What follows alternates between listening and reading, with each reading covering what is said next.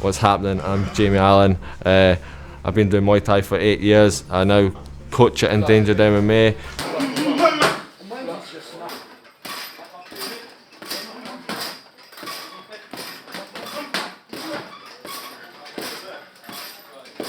Life was actually pretty good growing up, my friend. I grew up with big brothers, so I always got beat up, so I'm the baby of the family, so and there was always some sort of play fighting and stuff like that. And then I went to cross combat and done my first kickboxing session at 18, and then from there I kind of just stuck with it and just kept showing up. Where I trained at cross combat, when that finally closed, all of us went to a community centre and we started training there. And then eventually Pavel, he communicated with someone who done strongman lifting here, and then we just started running wee small Muay Thai classes in here, and then we needed a brand, so we were Endangered MMA, and it just stuck with the panda.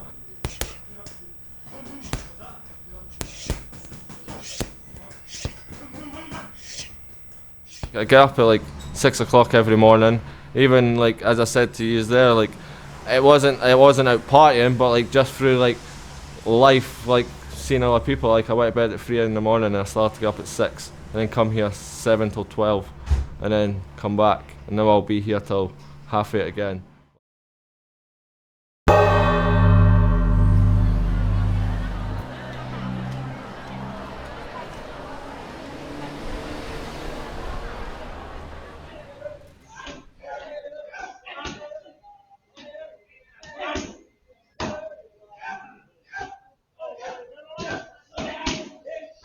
Thailand was super important, so through the first 6 years of training, I was winning fights and losing fights, but a lot of the time before fights, I suffered a lot with imposter syndrome, and that's because the kind of way I grew up in a good life, but I never had role model friends or role model anywhere. My friends were half of them ended up in jail, or they're still in partying and stuff like that.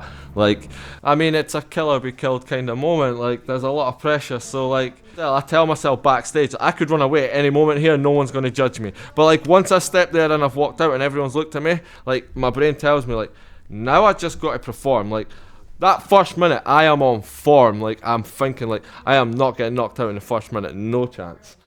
Going to Thailand was the pinnacle, what I needed, the culture change, and realising what Muay Thai means to them. Training hard every day, even when you complain, because of the sheer fact most of them didn't speak English, so even if you're a sore shin, they're still expecting you to kick another 20 times, and if you don't kick, they're just blasting you with kicks. And I mean, some of them don't even wear shin pads, so it hurt.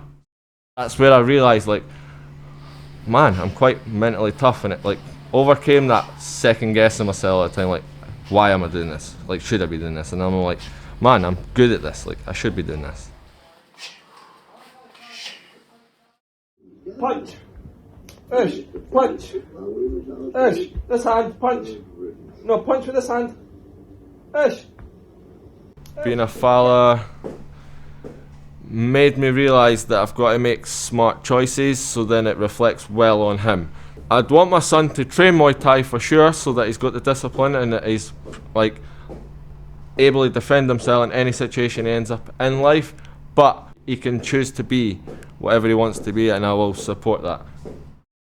The next few years, hopefully by the time I retire, I've won a couple belts, or if not even belts, just had a couple big major fights against big names, and make sure that the next generation of Scottish young fighters are well trained and prepared. My goal is to get rich and then just proceed to enjoy life. Forever keep showing up and coaching, doing one-to-ones, making sure folk improve and get better. I couldn't imagine life without Muay Thai, to be honest.